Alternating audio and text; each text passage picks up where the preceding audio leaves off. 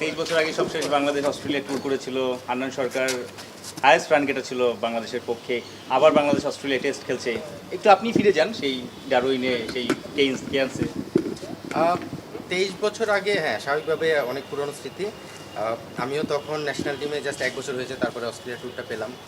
তো স্মৃতি বলতে আসলে অস্ট্রেলিয়ার মাটিতে অস্ট্রেলিয়ার সঙ্গে খেলা বিশাল একটা ব্যাপার ছিল, কারণ আমরা জানি যে সময়টার কথা বলছি, অস্ট্রেলিয়া তখন champion team, world cricket dominate করে।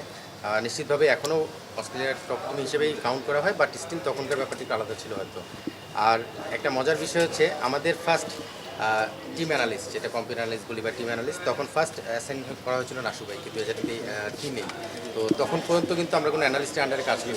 তো স্বাভাবিকভাবে অ্যানালিস্ট থাকলে হয়তো কিছু ফুটেজ বা কিছু ভিডিও দেখার মাধ্যমে আমরা আইডিয়া পাই। তো ওই সিরিজটা ছিল ফার্স্ট একটা অ্যাসাইনমেন্ট করা অ্যানালিস্ট আমাদের নাসু ভাই ছিলেন টিমের সঙ্গে। তো এই 23 বছর আগের যে ঘটনাগুলো, অনেক স্মৃতি রয়েছে, যেটা আসলে মানে শেয়ার করতে ছিল অনেক লম্বা হয়ে যাবে, বাট স্বাভাবিকভাবে অনেক বড় একটা স্মরণীয় সময় ছিল আমাদের জন্য। সেকেন্ড ম্যাচে আপনি 50 করলেন বোথ ইনিংসে, ভুল না করি। মানে ব্যাটিংটা কেমন ছিল? ম্যাকগ্রা, গিলেসপি, ম্যাকগিল, ব্রেটলি যারা ছিল, ওই সময় সেরা বোলিং অ্যাটাক ছিল বলতে হবে। অস্ট্রেলিয়া যদি একমাত্র নাম দেখি, শেনওয়ান হয়তো ওই টেস্টে খেলেনি, ওই টেস্ট সিরিজে খেলেনি, ম্যাকগিল খেলেছিল, সেও নিশ্চিতভাবে ওয়ার্ল্ডের one of the best spinner ছিল। আর পেস বোলার যারাই ছিল, ম্যাকগ্রা, গিলেসপি ওপেন করেছে, চেঞ্জে আসলো ব্রেটলি। ওয়ার্ল্ডের থ্রেড যদি বোলিং অ্যাটাক ধরা হয়, তখন সেটাই সেরা ছিল।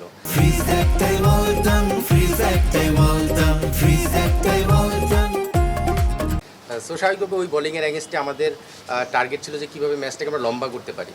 সো সেই চিন্তাটা সবার মধ্যেই ছিল, এবং খুব ভালো করেছি বলবো না, বাট ওই সময় হিসেবে কিন্তু প্রথম ম্যাচটা আমরা 3 দিনে শেষ হয়েছিল, পরের ম্যাচটা 4 দিনে গিয়েছিল। সেই জায়গা থেকে মনে হচ্ছে যে যতটুকু লম্বা করে আমরা চিন্তা করেছিলাম, সেই হিসেবে খারাপ করিনি।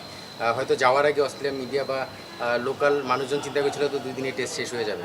তো সেই জায়গা থেকে 3 দিন নেওয়া, 4 দিন নেওয়া, সেটা কিছুটা ইম্প্রুভমেন্ট দেখা গিয়েছে। ভাই আপনার ব্যাটিং নিয়ে একটু যদি জানতে চাই, আসলে ওই সময়টাতে আপনি কি ডিফিকাল্টিস ফেস করেছেন? ম্যাচের আগে একটু কি ভয় লেগেছিল যে ম্যাকগ্রা আসবে, ব্রেটলি আসবে সামনে? যখন খেললেন বা 1 ওভার গেল, 10 বল গেল, তখন আপনার মাইন্ডসেট কি চেঞ্জ হয়ে গিয়েছিল কিনা? আসলে আমরা প্রথম টেস্টটা যেখানে ডারউইনে খেলি, আপনি যদি ওইখানের ভিডিও দেখা যায়, তাহলে দেখা যাবে ডারউইন আর কেয়ার্নসের মধ্যে একটু পার্থক্য ছিল। ডারউইনের উইকেটটা নর্মালি আমরা প্রথম ম্যাচে যেটা দেখেছিলাম, যখন আমরা ফার্স্ট টেস্ট খেলি, তখন যেরকম বাউন্স অস্ট্রেলিয়া আমরা চিন্তা করি, সেরকমটা কিন্তু ছিল না। অপেক্ষাকৃত একটু লো বাউন্স এবং একটু আনইভেন বাউন্স ছিল। আমি বলছি 2003-এর কথা। তো যখন আমরা কেয়ার্নসে খেলতে গেলাম, তখন উইকেটের কন্ডিশন কিন্তু ডিফারেন্ট ছিল। সেখানে চমৎকার বাউন্স ছিল, ইভেন যেটা আমরা অস্ট্রেলিয়ার উইকেটে চিন্তা করি যেরকম বাউন্স বা টু বাউন্স, সেরকমটা ছিল।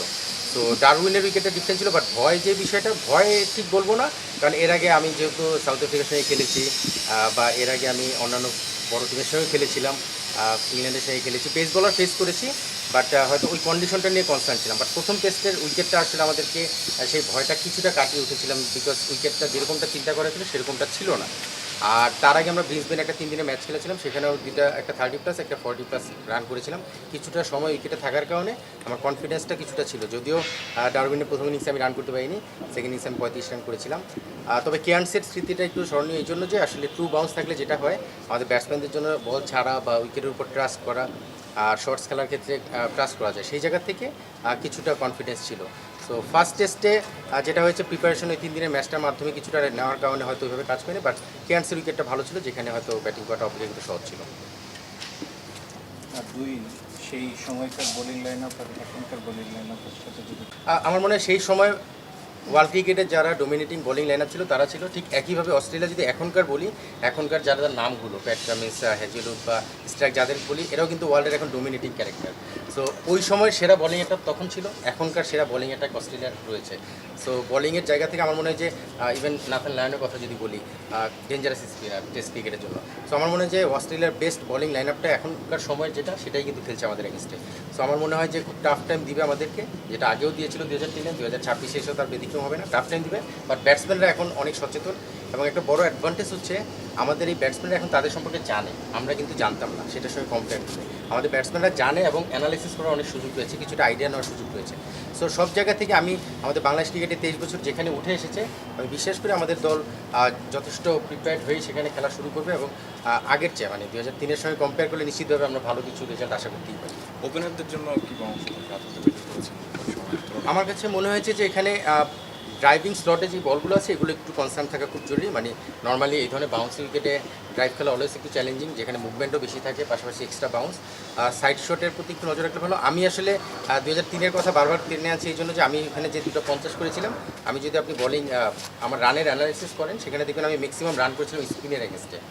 পেস বলের এগেনস্টে আমি খুব বেশি রান করিনি, কারণ আসলে শর্টস খেলাটা খুব চ্যালেঞ্জিং ছিল। সো এক্ষেত্রেও কিন্তু হয়তো পেস বলার এক সাইড থেকে কন্টিনিউ করবেই, শর্টস খেলা কিছু বল আসবে, বাট শুরুতে আমার মনে হয় যে বল ছাড়ার অভ্যাসটা যার ভালো সেইখানে সার্ভাইভ করার কাজটা খুব সহজ হবে। বিকজ আমরা ধারণা করছি যেখানে উইকেটে 2 বাউন্স থাকবে, এবং ডারউইন আমি 2 বছর আগে টপ 10 টি20তে আমরা যখন গিয়েছিলাম আমি টিমের সঙ্গে ছিলাম সিলেক্টর হিসেবে, তখন আমি দেখেছি এখন উইকেটটা কিন্তু ডিফারেন্ট। সেই 23 বছর আগের উইকেটের সঙ্গে এখন ডারউইন উইকেটে মিলানো যাবে না, এখন অবশ্যই তার চেয়ে অনেক বেটার উইকেট আমি দেখে এসেছি।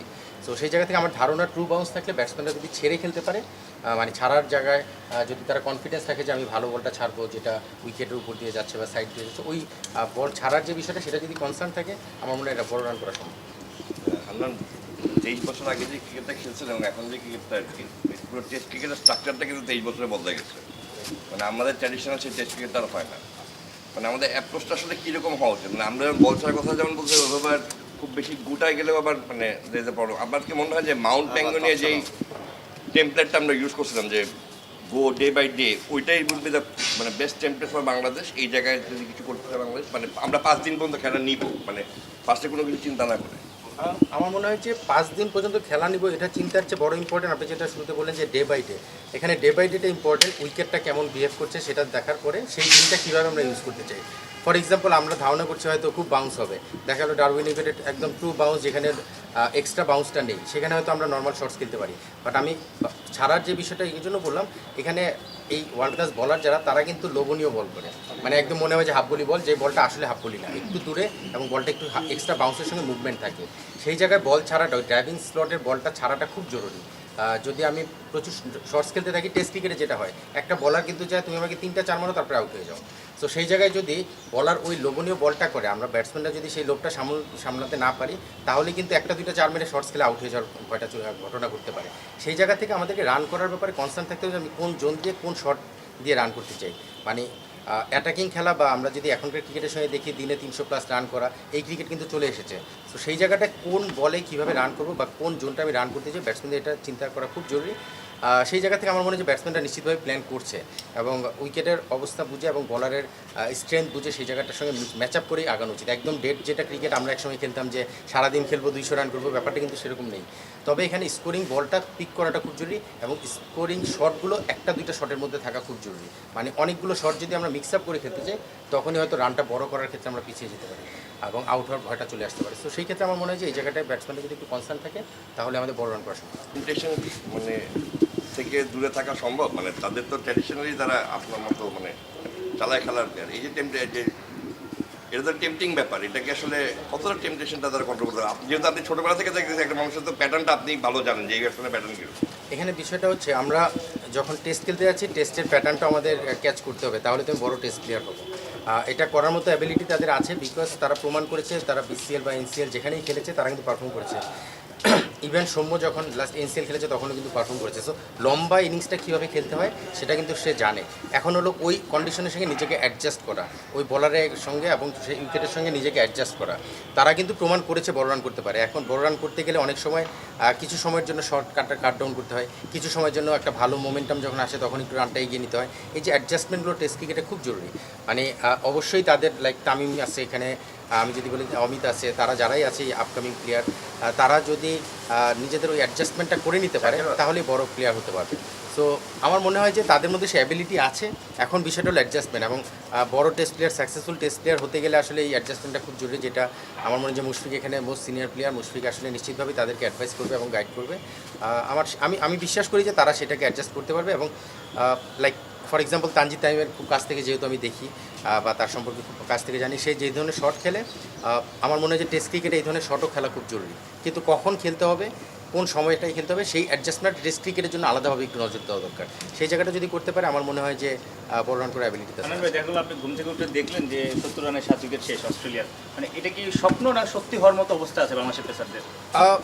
মানে অস্ট্রেলিয়ার 7 উইকেট পড়ে গেছে, 70 রানে 7 উইকেট। আমার মনে হয় এটা কিছুটা টাফ, অসম্ভবই বলবো, বিকজ এই কন্ডিশনে আমাদের যারা বোলিং করছে তারা কখনো খুব বেশি বল করেছে আমি বলবো না, লাইক এবাদত, খালেদ, তাসকিন যারাই আছে, ইভেন মুশফিকের কথা যদি বলি, পেস বোলারদের কথা স্পেশালি বলতে চাই, তারা আসলে এখানে হয় না যে এই ধরনের পেস কন্ডিশনে কিন্তু বোলিং করার আলাদা একটা এক্সপিরিয়েন্স লাগে, কোন লেন্থে করতে হবে, কোন লেন্থ থেকে কীভাবে ব্যাটসম্যানকে সেখানে বিট করতে হবে। সো ট্রেডিশনাল লেন্থ আর এই কন্ডিশনের লেন্থ কিন্তু একটু আলাদা হয়। সো সেই জায়গাটা অ্যাডজাস্টমেন্টটাও জরুরি। সো সেই জায়গা থেকে 70 রানে 7 উইকেট, অস্ট্রেলিয়ার যে ব্যাটিং লাইন আপ, সেই ব্যাটিং লাইন আপের এগেন্স্টে আমার মনে হয় যে অস্ট্রেলিয়াকে আউট করে 70 রানে আউট করা খুবই কঠিন, বাট ক্রিকেটে অসম্ভব কিছু নেই। যদি এটা হয় তাহলে স্বপ্নমূর্তি মনে হবে আমার কাছে। লাস্ট কথা আমার সাথে ট্র্যাভিস হেড, তাকে নিয়ে তো পৃথিবী এখন কোনো ইয়ে করতে পারছে না, মানে দের নো টেমপ্লেট দ্যাট ইজ যেটা ট্র্যাভিস হেডের সাথে বাংলাদেশ হলো ট্র্যাভিস হেডের ব্যাপারে কোনো মানে তাদের আসলে কী হওয়া উচিত, মানে ডিফেন্সিভ না অ্যাটাকিং। মানে আপনি তো ট্র্যাভিস হেডকে যখন অ্যাটাকিং বোলিং করবেন he is going for his shots, when you are trying defensive bowling he is also going for his shots. তাহলে তার সাথে আমাদের অ্যাপ্রোচটা কী হবে অ্যাজ এ বোলিং? আপনি তো ওখানে খেলে আসছেন। এখানে খুব ইম্পর্ট্যান্ট হচ্ছে আপনি ব্যাটসম্যানের এগেনস্টে কীভাবে প্ল্যান সাজাবেন। এখন ট্র্যাভিস হেডের সঙ্গে যেভাবে প্ল্যান সাজাবেন নিশ্চিতভাবে স্মিথের এগেনস্টে ঠিক সেম প্ল্যান করবেন না। সো এটা ডিপেন্ড করে আমার স্ট্রেংথ অ্যাজ এ বলার, আমার কি স্ট্রেংথ রয়েছে, আমার স্ট্রেংথের কোন বলার ব্যাটসম্যান এগেনস্টে আমি আমার স্ট্রেংথটাকে ইউজ করতে চাই। নিশ্চিতভাবে টিম প্ল্যান সেটা করা হচ্ছে, এখানে অ্যানালিস্ট রয়েছে, কোচরা রয়েছে, যারা এখানে এক্সপিরিয়েন্স প্লেয়ার আছে তারাও অ্যাডভাইস করবে। সো ট্র্যাভিস হেডের এগেনস্টে অ্যাটাকিং না, তাকে কীভাবে আটকানো যায়, তার উইকনেসটা কোথায়, সেখানে যদি আমরা আমাদের ডেলিভারিগুলো করতে পারি হয়তো সে কুইক রান করে দিবে, কিন্তু ওই রানটা বড় করতে পারে না যেন, সেটা ইনশিওর করতে হবে। ট্র্যাভিস হেডকে আটকে রাখতে পারবেন না আপনি, সে হয়তো যদি 30-40 করে ফেলে কুইক করে করুক, কিন্তু তারপরেও যদি তারা উইকেটটা আমরা নিয়ে নিতে পারি সেই রানটা আর বড় করতে পারবে না।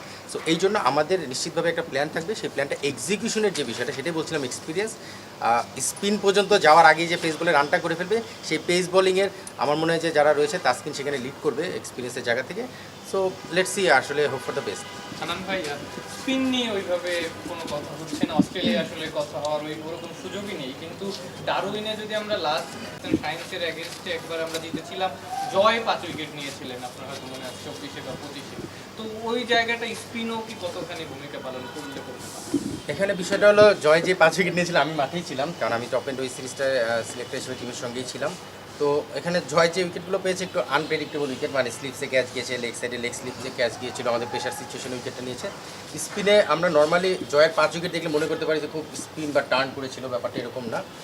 ওইখানে স্কিটি বল বেশি হয়েছিল, যার কারণে পাকিস্তানি ব্যাটসম্যানরা ওইখানে ওটা জাজ করতে পারেনি।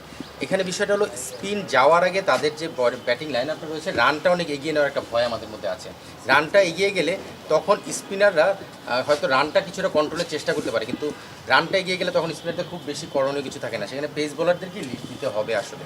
মানে আর্লি উইকেট না নিলে কিন্তু অস্ট্রেলিয়ার রানটা আটকানো কঠিন হয়ে যাবে, সেই জায়গা থেকে পেস বোলারদের লিড দিতে হবে। এই জন্যই বারবার আলোচনায় অস্ট্রেলিয়ার ব্যাটিংয়ের এগেন্সটে আমাদের পেস বোলারদের আলোচনাটা চলে আসছে। বাট নিশ্চিতভাবেই মিরাজ এবং তাইজুল আমাদের নিশ্চিতভাবে বেস্ট স্পিনার বলতে হবে, পাশাপাশি ওয়ার্ল্ডের মোস্ট এক্সপিরিয়েন্স দুজন স্পিনার। যখনই তাদের হাতে বলটা যাবে তারাও সেখানে তাদের রোলটা প্লে করার চেষ্টা করবে। টার্নটা খুব বেশি পাবে বলে আমার মনে হয় না, তবে হ্যাঁ ডারউইনের উইকেটে, স্পেশালি ডারউইনের উইকেটে আমি দেখেছি যে স্পিনে টার্ন করেছিল। আমরা যখন টপ এন্ডও খেলতে গেলাম সেখানে আমাদের স্পিনাররা যারা ছিল তারা কিন্তু কিছুটা টার্ন পেয়েছে, রাকিবুল ছিল, মাহফুজ রাব্বি ছিল, আলিস ছিল, তো সেখানে কিন্তু টার্ন পেয়েছে আমি দেখেছি। সো টেস্ট ক্রিকেটেও টার্ন আমরা আশা করতেই পারি, বাট স্টিল খুব বেশি টার্নিং উইকেট হয়তো বা হবে না, যেটা আমরা ট্রেডিশনালি চিন্তা করি সেরকম না হলেও, তবে তাদেরও লায়ন আছে সেটাও মাথায় রাখতে হবে। সো সেই জায়গা থেকে স্পিনাররাও এখানে খুব ইম্পর্টেন্ট রোল প্লে করতে পারে এই টেস্টে।